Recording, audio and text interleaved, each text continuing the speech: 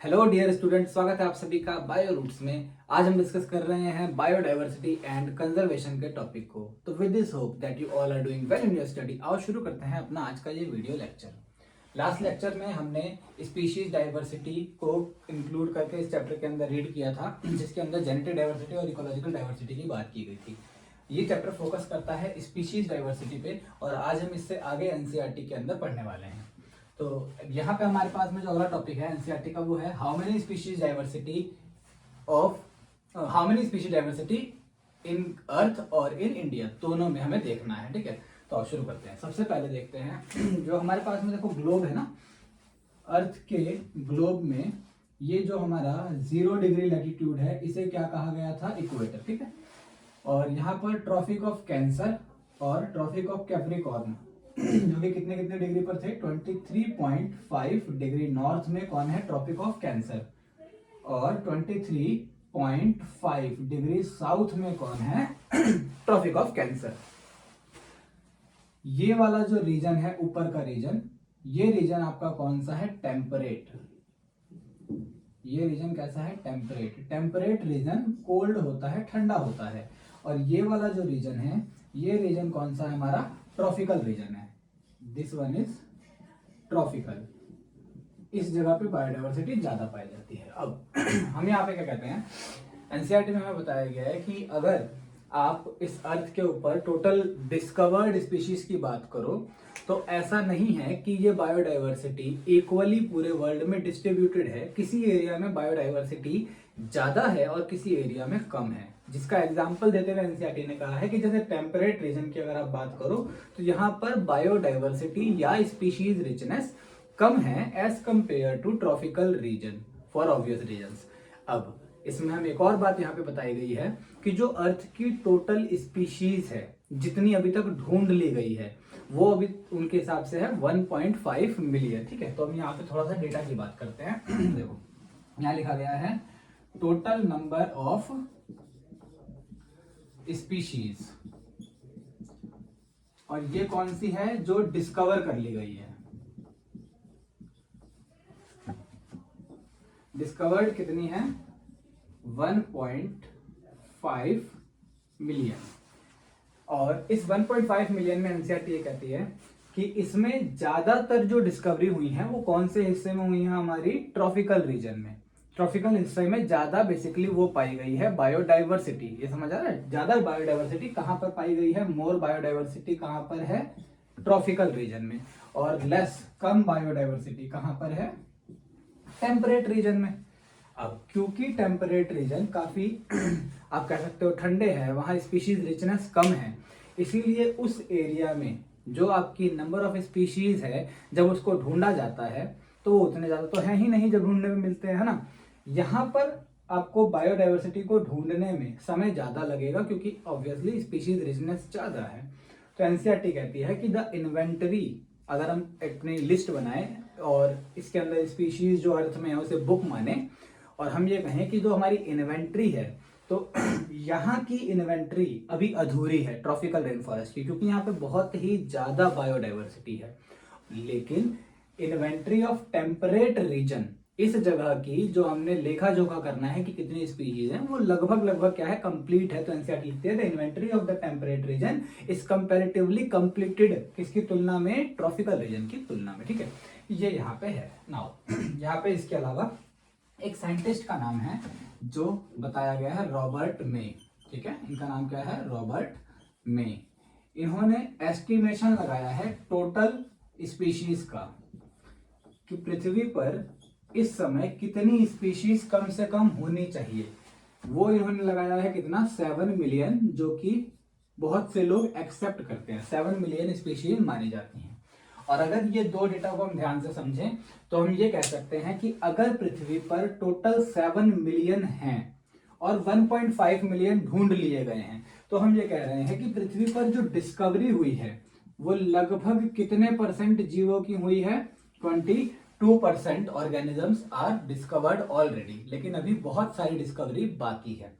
और हाँ, ये 22% किसी एक जगह पर नहीं ढूंढे गए, ऐसा हो सकता है किसी जगह पर ज्यादा ढूंढ लिए गए हों और किसी जगह पर बहुत कम ढूंढे गए हों। ठीक है, अब आगे बढ़ते हैं। इसके अंदर एक ऑर्गेनाइजेशन का नाम भी दिया गया है जो कि है IUCN। बहुत इंपॉर्टेंट है, इस चैप्टर में इसको 2 बार हम डिस्कस करेंगे, एक अभी और एक बाद में। इसकी फुल फॉर्म है इंटरनेशनल, इसकी फुल फॉर्म क्या है? International union for conservation of nature. International union for conservation of nature. IUCN organisation है जो बनाई गई है 1948 में, तो ये भी लिख सकते हैं एस्टेब्लिश्ड इन, कब हुई है ये? 1948 में। इसके जो हेडक्वार्टर हैं वो है स्विट्जरलैंड में।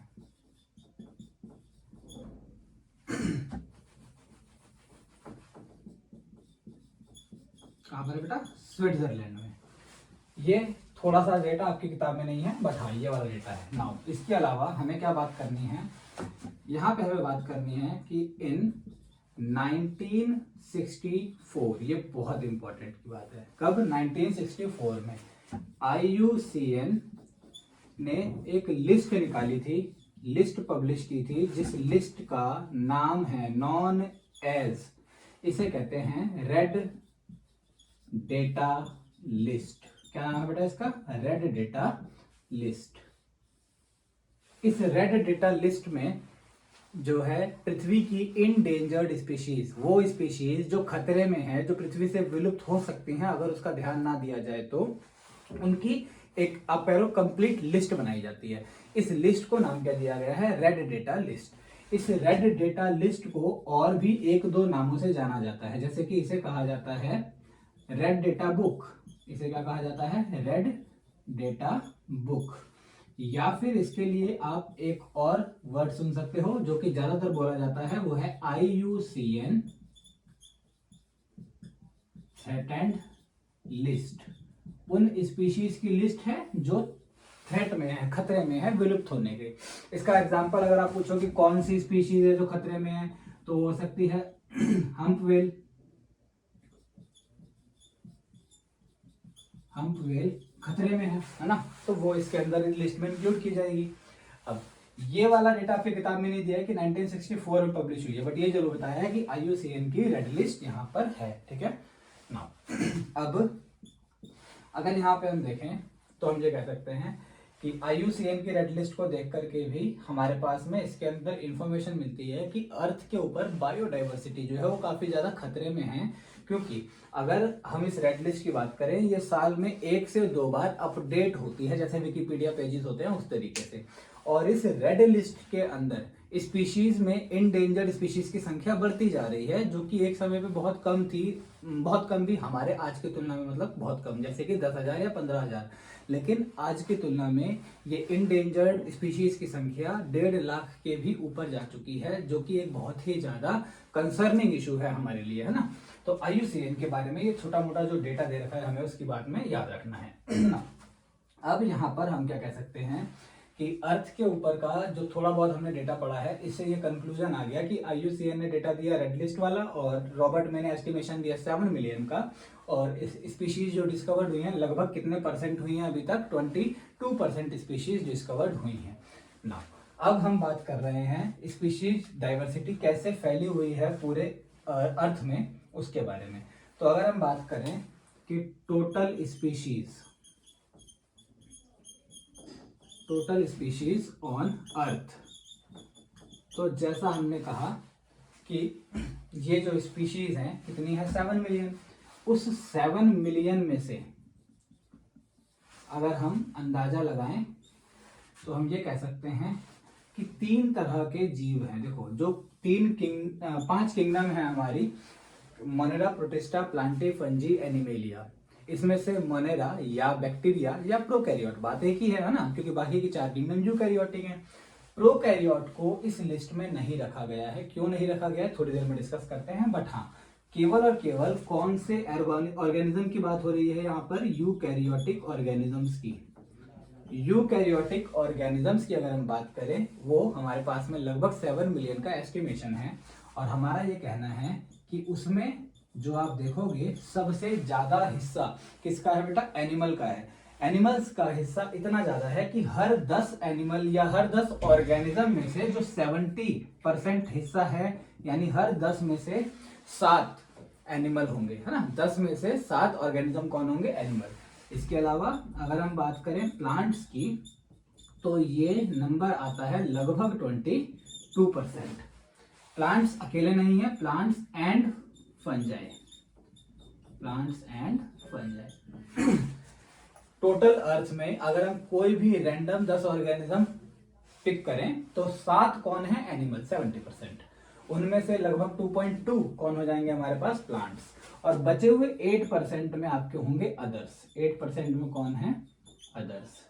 अब इन अदर्स में आप प्रोटिस्टा वगैरह को रख सकते हो, प्रोटोजो उसको, प्रोटिस्टा को। अब एनिमल, इसके अंदर पहले नाम लिखते हैं, आउट ऑफ एवरी 10 ऑर्गेनिज्म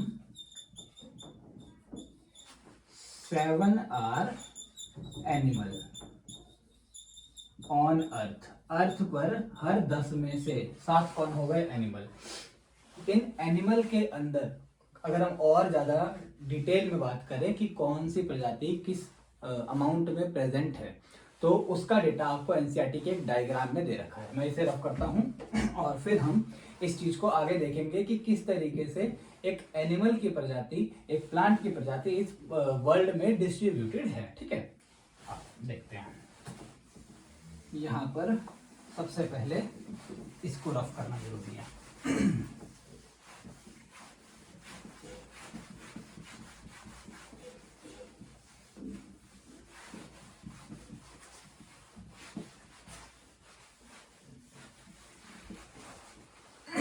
देखो, अगर हम बात करें कि एनिमल्स में कौन ज्यादा है, तो इस एनिमल में पहली पॉइंट आप लिखोगे, इनवर्टिब्रेट ज्यादा होते हैं। Invertebrate are much more than vertebrate. अब इनवर्टिब्रेट्स की बात की जाए अगर, तो इसके अंदर आप याद रखना, एनिमल्स में जो आपका लार्जेस्ट फाइलम है, लार्जेस्ट फाइलम, वो है आर्थ्रोपोडा।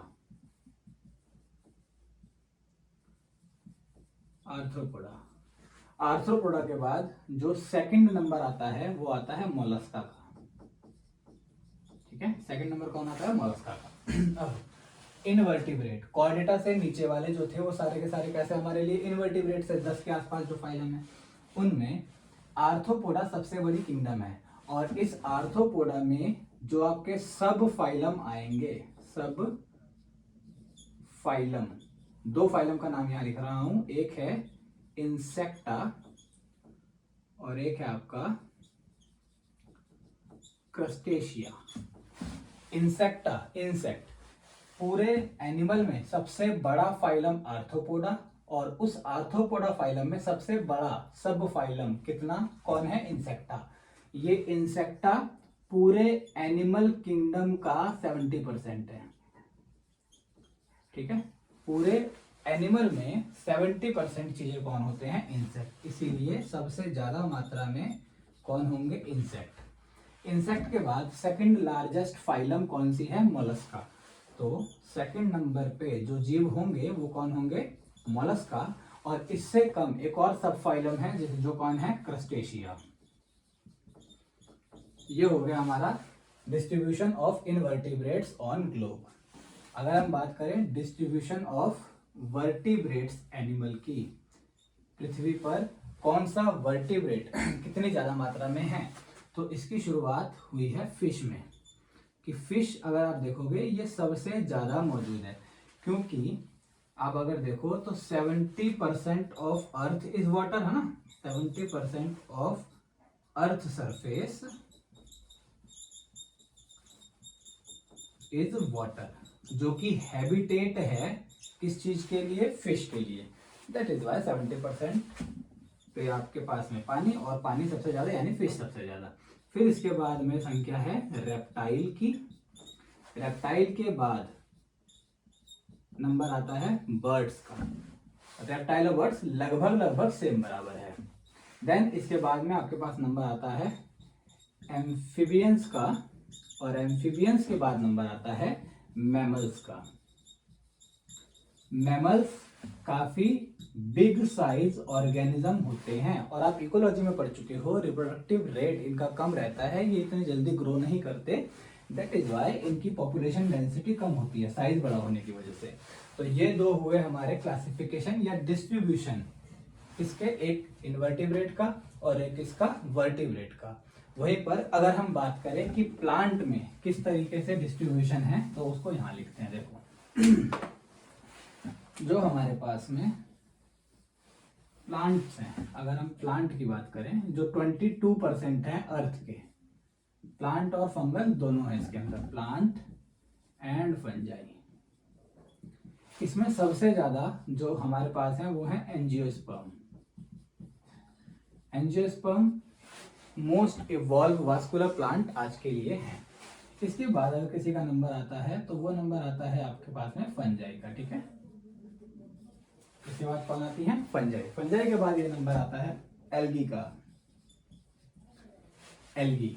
एल्गी के बाद आपके पास में नंबर आएगा मॉसेस का। मॉस के बाद फर्न। फर्न के भी बाद, मैं यहाँ पे ऐसे करके लिख रहा हूँ, फर्न के बाद में आपको नंबर मिलेगा लाइकेन का। और लाइकेन के भी बहुत बाद जो आपके एनसीईआरटी में नहीं दिया है वो है जिम्नोस्पर्म।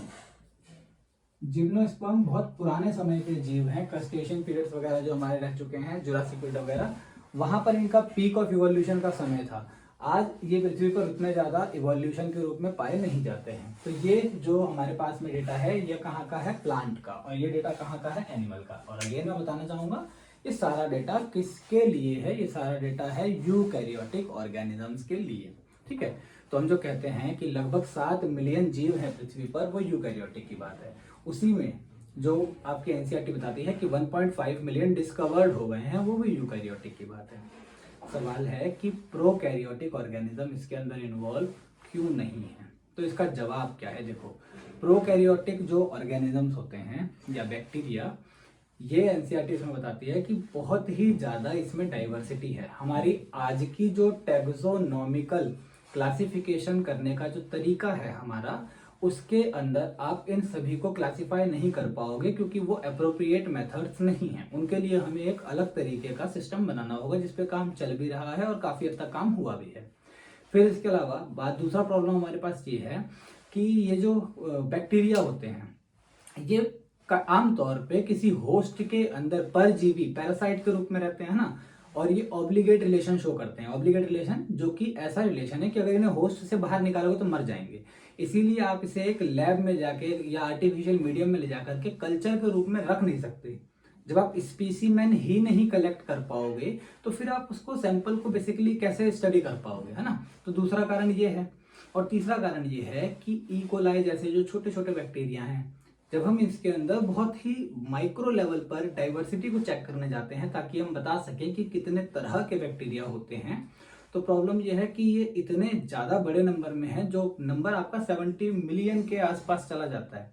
ऐसे ऑल ओवर यूकैरियोटिक का नंबर कितना है? 7 मिलियन। और अगर हम बैक्टीरिया के माइक्रो लेवल पर क्लासिफिकेशन करने लग जाएं तो ये डेटा कहां तक चला जाएगा? 70 मिलियन तक चला जाएगा। तो ये कुछ 3 कारण हैं जिस वजह से प्रोकैरियोट्स को इस डेटा में नहीं रखा गया है, ठीक है। अब हम बात करते हैं कि इंडिया में बायोडाइवर्सिटी का क्या इस समय स्टैंड चल रहा है, जो एनसीईआरटी की बात हुई है उसके अलावा। देखो, तो बायोडाइवर्सिटी इन इंडिया, उसकी बात हम कर रहे हैं।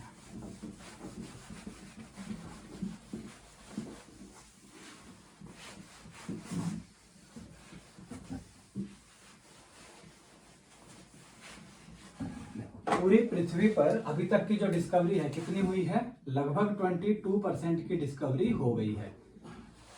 अगर हम इंडिया की बात करें तो बताया ये गया है कि अगर आप बात करो प्लांट की, तो इंडिया में ढूंढ लिए गए हैं कितने प्लांट? 45,000। इसी तरीके से अगर हम बात करें एनिमल की, तो इंडिया में एनिमल ढूंढ लिए गए हैं 1 लाख। कितने एनिमल ढूंढे गए हैं? 1 लाख। और ये हमारा जो एस्टिमेशन है ना कि कितने होंगे इंडिया में, वो कितना है वो देख लेते हैं। 45,000 प्लांट है हमारे डिस्कवर्ड, और एस्टिमेशन हमारा है 1 लाख पौधे होने का इंडिया में। और एनिमल्स की बात करें तो 1 लाख ढूंढे गए हैं और एस्टिमेशन है हमारा 3 लाख होने का, यानी 3 लाख एनिमल हो सकते हैं इंडिया में। इतना हमारा एस्टिमेशन है, रफली एस्टिमेशन, जो कि मिनिमम है। अगर इस बात को आप ध्यान से देखो तो इंडिया में जो डिस्कवरी हुई है पौधों की, वो लगभग 45% कंप्लीट हो चुकी है ना। और वहीं पे एनिमल की डिस्कवरी अगर आप देखो तो वो लगभग 33% के आसपास कंप्लीट हो चुकी है। पूरे वर्ल्ड के अंदर डिस्कवरी कितनी कंप्लीट हुई है अभी तक? टोटल 22%। ये किसी एक जगह का नहीं है। जैसे इंडिया में तो आप देख रहे हो 45, तो बोलोगे ये डेटा तो गलत हो सकता है। नहीं, ये डेटा गलत नहीं है, ये यहाँ ज्यादा है। तो किसी और वर्ल्ड के रीजन में डाइवर्सिटी की जो खोज है वो कम हुई होगी, तो ये वहां पे एवरेज में जो होता है वो बराबर हो जाएगा वैल्यू। तो इंडिया के प्लांट स्पीशीज डाइवर्सिटी कितनी पाली गई है? 45%। और वहीं पे एनिमल में कितनी ढूंढी जा चुकी है? 33%, है ना। और पूरे वर्ल्ड में कितनी है? 22%। आई होप आपको अभी ये समझ में आ गया होगा कि किस तरीके से एनसीईआरटी में डेटा गिवन है। हम इससे नेक्स्ट लेक्चर में पैटर्न्स ऑफ बायोडाइवर्सिटी के बारे में बात करेंगे। तो अगर आपको इस वीडियो से रिलेटेड कोई भी डाउट होता है तो आप मुझसे कमेंट बॉक्स में पूछ सकते हैं। अगर नहीं तो मैं मिलता हूँ आपसे नेक्स्ट वीडियो में। Until stay tuned. जय हिंद।